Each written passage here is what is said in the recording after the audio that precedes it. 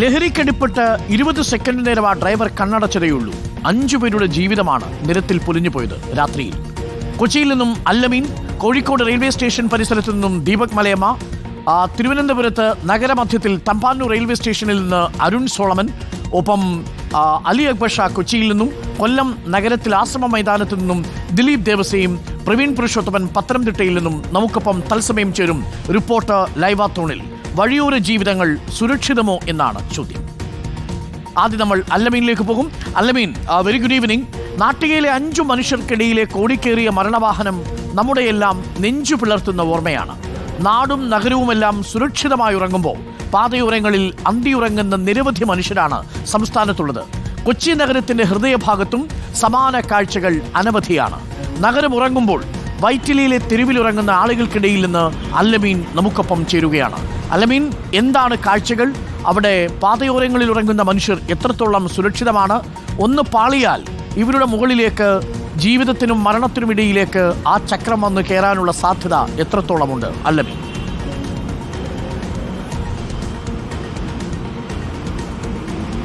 അരുൺകുമാർ, ഞാനിപ്പോൾ നിൽക്കുന്നത് വൈറ്റിലയിലാണ്. കൊച്ചിയുടെ നഗരഭാഗമാണ്, നഗരഹൃദയമാണ് വൈറ്റില എന്ന് പറയുന്നത്. നിരവധി വാഹനങ്ങൾ, നമുക്ക് ആദ്യം അത് കാണാം. ഇവിടുത്തെ തിരക്ക്, നമുക്ക് ഈ മണിക്കൂറിലെ തിരക്ക് നമുക്കൊന്ന് കാണാം.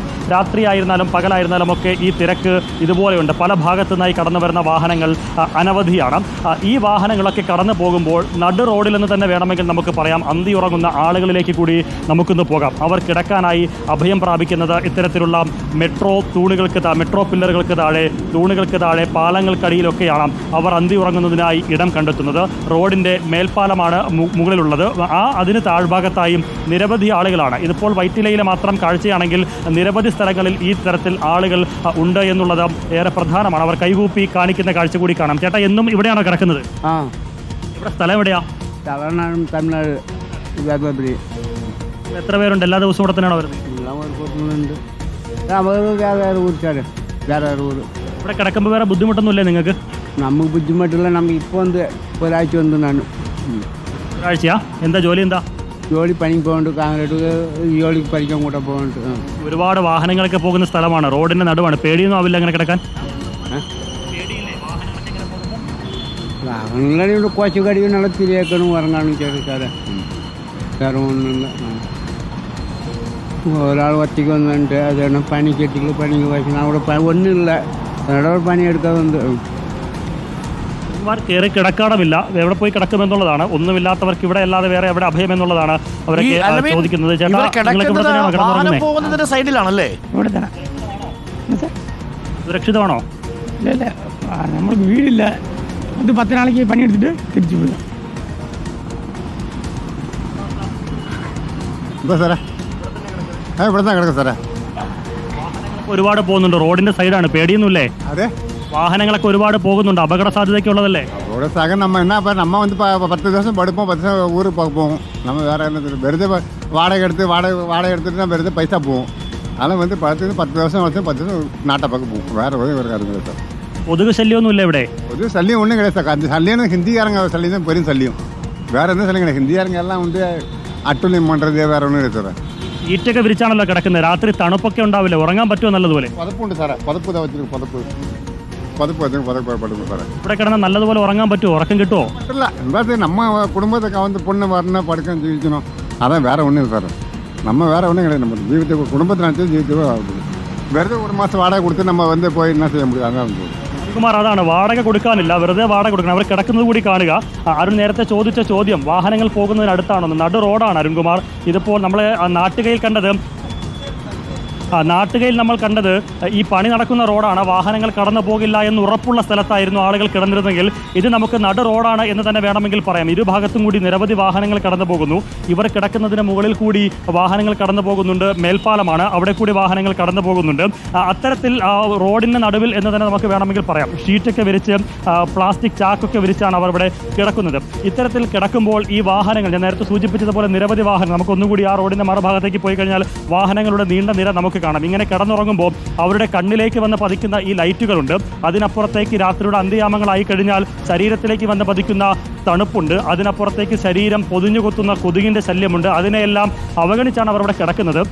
അങ്ങനെ കിടക്കുമ്പോൾ എത്രത്തോളം ഉറക്കം കിട്ടുമെന്നുള്ളത് ഒരു പ്രധാനപ്പെട്ട ചോദ്യമാണ്. നമ്മൾ ഈ കാണുന്ന ആളുകളൊക്കെ ഇത്തരത്തിൽ പായ വിരിച്ചും ഷീറ്റ് വിരിച്ചും അതുപോലെ തന്നെ പ്ലാസ്റ്റിക് ചാക്ക് വിരിച്ചുമൊക്കെയാണ് അവർ കിടക്കുന്നത്. ചിലർക്ക് മൂടാനുണ്ട്, ചിലർക്ക് മൂടാനില്ല, ചിലർക്ക് ഉടുത്തിരിക്കുന്ന വസ്ത്രം തന്നെ അവർ പുറപ്പായി അതിനപ്പുറത്തേക്ക് കുറച്ച് അരുൺ ആ ഒരു ദൃശ്യം കൃത്യമായി മനസ്സിലാക്കി തരാം. അതായത് നമ്മുടെ ക്യാമറാമാൻ സബിൻ കാണിച്ചു തരും. ഈ കിടക്കുന്ന ആളുകളിൽ നിന്ന് ഒരു സജഷൻ ഷോട്ട് വെച്ച് കഴിഞ്ഞാൽ നമുക്ക് കാണാം. നിരവധി ആളുകൾ ഇവിടെ ഇരിക്കുന്നു. അവർക്കപ്പുറത്തു കൂടി കടന്നു പോകുന്ന വാഹനങ്ങളുടെ നീണ്ട നിര നമുക്ക് കാണാം. നമ്മളിരിക്കുന്നതിന് തൊട്ട് പിറകിലും വലിയ വാഹനങ്ങളുടെ നീണ്ട നിരയുണ്ട്. അങ്ങനെ ഞാൻ നേരത്തെ സൂചിപ്പിച്ചതുപോലെ നടു റോഡിൽ എന്ന് തന്നെ നമുക്ക് വേണമെങ്കിൽ പറയാം. ആ രീതിയിലാണ് അവർ കിടക്കുന്നത്. വലിയ ടാങ്കറുകളും വലിയ ലോറികളും വലിയ വാഹനങ്ങളും ഒക്കെ കടന്നു പോകുന്ന ഒരു ഭാഗമാണ്. തിരുവനന്തപുരത്തേക്കും തൃശ്ശൂരേക്കും ഒക്കെ പോകുന്ന വാഹനങ്ങളൊക്കെ ഇതുവഴിയാണ് കടന്നു പോകേണ്ടത്. അപ്പോൾ അങ്ങനെ എവിടേക്ക് പോകണമെങ്കിലും ഈ വൈറ്റില വന്നിട്ട് പോകേണ്ട വാഹനങ്ങളായതുകൊണ്ട് തന്നെ രാത്രി യാത്രകളിലൊക്കെ നടക്കുന്ന ആളുകൾ നിരവധി വാഹനങ്ങൾ അങ്ങനെ കടന്നു വരാറുണ്ട്. ആ വാഹനങ്ങളുടെ നീണ്ട നിര നമുക്ക് കാണുമ്പോൾ തന്നെ മനസ്സിലാവും എത്രത്തോളം തിരക്കേറിയ പ്രദേശത്താണ് ആളുകൾ ഈ വിധത്തിൽ കിടക്കുന്നത് എന്നുള്ളത്. നമുക്ക് മറ്റൊരു കാഴ്ച കൂടി കാണിച്ചു തരാമായിരുന്നു. ഇവിടെ നിരവധി ആളുകൾ ഇവിടെ കിടക്കുന്നുണ്ട്. അവർക്ക് മൂടാനുള്ള പുതപ്പുണ്ടെന്ന് പറയുന്നു ചിലർ അവർ ധരിച്ചിരിക്കുന്ന വസ്ത്രം തന്നെ പുതപ്പായി ഉപയോഗിക്കുന്നു, ചിലർക്ക് അതുപോലുമില്ല. അതിനപ്പുറത്തേക്ക് നമ്മൾ കണ്ട മറ്റൊരു കാഴ്ച കൂടി കാണിച്ചു തരാം. തൊട്ടപ്പുറത്തേക്ക് പോയി കഴിഞ്ഞാൽ ഒരു നെറ്റ് അടിച്ചിട്ട് കൊതുക് കടിയൊന്നും കൊള്ളാതെ കിടക്കാൻ തക്ക വിധത്തിൽ ഒരു സൗകര്യം ഒരുക്കി കിടക്കുന്ന ആളുകളെ കൂടി തൊട്ടപ്പുറത്ത് കാണാനാകും. അങ്ങനെ ഈ തരത്തിൽ നാടും നഗരവും ഒക്കെ ഉറങ്ങുമ്പോൾ തെരുവിലുറങ്ങുന്ന നൂറുകണക്കിന് ആളുകളാണ് കൊച്ചിയുടെ നഗരഭാഗത്തുള്ളത്. കൊച്ചിയിൽ മാത്രമല്ല, സംസ്ഥാനത്ത് എല്ലായിടത്തും സമാനമായ കാഴ്ചകൾ തന്നെയാണ്. പലർക്കും ഇവിടെ വന്ന് ആളുകൾ വാഹനത്തിൽ വന്ന് ഭക്ഷണമൊക്കെ കൊടുക്കുമ്പോൾ അതൊക്കെ വാങ്ങി കഴിച്ചിട്ട് കിടക്കുന്ന ആളുകളെയും നമുക്ക് കാണാനാകും. അങ്ങനെ നേരത്തെ ഒരാൾ ചോദിച്ചൊരു ചോദ്യമാണ് പ്രധാനം. ഈ ഒരു മാസം വരെ വാടക കൊടുത്ത് കഴിയേണ്ട സാഹചര്യം, അല്ലെങ്കിൽ അതിനുള്ള ശമ്പളമില്ല, അതിനുള്ള ജോലിയില്ല, വരുമാനമില്ല, കിട്ടുന്ന ശമ്പളം കുടുംബം പോറ്റേണ്ടതുണ്ട്. അതുകൊണ്ട് ഇങ്ങനെ വന്ന് കിടന്ന് ഉറങ്ങാൻ പറ്റുമോ എന്ന് ചോദിക്കുമ്പോൾ ഉറങ്ങാനൊന്നും പറ്റില്ല. പക്ഷേ കുടുംബത്തെ ഓർത്ത് ഈ രീതിയിൽ മുന്നോട്ട് പോവുകയല്ലാതെ അവർക്ക് മുന്നിൽ മറ്റു വഴികളില്ല എന്നുള്ളതാണ് ഏറെ പ്രധാനപ്പെട്ട ഒരു കാര്യം. അത് തന്നെയാണ് അവർ ചൂണ്ടിക്കാണിക്കുന്നത്. ഈ പാലത്തിൻ്റെ മറ്റൊരു ഭാഗത്തുള്ളൊരു കാഴ്ച കൂടി നാം കാണിച്ചു തരാം. നെറ്റ് വലിച്ചു കെട്ടി അതിനകത്ത് ആളുകൾ കിടന്നുറങ്ങുന്ന ഒരു കാഴ്ചയാണ്. കൊതുക് കടി കൊള്ളാതിരിക്കാൻ എന്നും മറ്റും കണ്ടെത്തിയ ഒരു ഉപാധി കൂടി നമുക്ക് കാണാം. നട റോഡിലാണ്, അല്ലെങ്കിൽ നട റോഡിനോട് ചേർന്ന് നെറ്റടിച്ച് കിടക്കുമ്പോൾ മറ്റൊരാൾ കിടക്കാൻ പോലും ആ രീതിയിൽ നെറ്റടിച്ച് കിടക്കാനൊന്നുമില്ല. കൊതുക് കടിച്ചാൽ കടി കൊള്ളണം, മറ്റ് ഈച്ചയുടെയോ മറ്റോ ശല്യമുണ്ടെങ്കിൽ അതൊക്കെ സഹിച്ച് അവർ കിടക്കേണ്ടി വരും. തൊട്ടപ്പുറത്ത് ഞാൻ നേരത്തെ പറഞ്ഞതുപോലെ നെറ്റടിച്ച്, അതായത് റോഡിൻ്റെ ഭാഗത്ത് തന്നെ പാലത്തിനടിയിൽ നെറ്റടിച്ച് കിടന്നുറങ്ങുന്ന ആളുകളെയും നമുക്ക് കാണാം. അങ്ങനെ ഒരു സംവിധാനം ആളുകളെയും കാണാം. നിരന്തരം നമ്മൾ കണ്ണടച്ചു പോകുന്ന കാഴ്ചകളാണ്. പക്ഷേ ഈ തൃശ്ശൂരിൽ താങ്ക് യു അല്ലമീൻ കാണിച്ചു തരുന്ന കാഴ്ചകളെല്ലാം ഒന്ന് നിയന്ത്രണം വിട്ടാൽ, ഒന്ന് ബ്രേക്ക് പെഡലിൽ കാൽ അമർത്താതിരുന്നാൽ, ഒന്ന് ആക്സിലേറ്ററിൽ കുറച്ച് വേഗതയിൽ കാൽ അമർന്നു പോയാൽ, ഒന്ന് കൺപോളെ അടഞ്ഞു പോയാൽ വാഹനം പോയി കയറുന്നത് ഇവരുടെയൊക്കെ ജീവിതങ്ങളിലാണ്, ഇവരുടെയൊക്കെ ശരീരങ്ങളിലാണ്. അതിലൊരാൾ പറഞ്ഞത് കേട്ടില്ലേ, എൻ്റെ മോളെ എനിക്ക് പഠിപ്പിക്കണം, വാടകയ്ക്ക് റൂമെടുത്ത് കിടക്കാനുള്ള ശേഷിയില്ല, അതുകൊണ്ട് അതാത് ദിവസത്തെ ശമ്പളം ചുരുക്കൂട്ടി വെച്ച് ഈ അരക്ഷിതമായ അവസ്ഥയിൽ കിടന്നുറങ്ങി, അഥവാ ഉറക്കം പോലെ ഒന്ന് വരുത്തി അവർ വീണ്ടും രാവിലെ പണിക്ക് പോകും. അതിനുശേഷം 10 ദിവസത്തെ ശമ്പളവുമായി അവർ തിരിച്ച് കണ്ണൂരിലേക്കോ നാട്ടിലേക്ക് എവിടെയാണെന്ന് വെച്ചാൽ പോയി ആ കുടുംബത്തിനെ പോറ്റാനുള്ള പണം അവർക്ക് കൊടുത്ത് വീണ്ടും തിരികെ വരും. എത്രമേൽ അരക്ഷിതമാണ് നമ്മുടെ നഗരങ്ങളിലെ വഴിയോര ജീവിതങ്ങൾ എന്നുള്ളത് ഓർമ്മപ്പെടുത്തുകയാണ് റിപ്പോർട്ട്. നമ്മൾ കൊച്ചിയിൽ നിന്നും ഇനി നമ്മൾ അടുത്ത സ്ഥലത്തേക്ക് പോവുകയാണ്.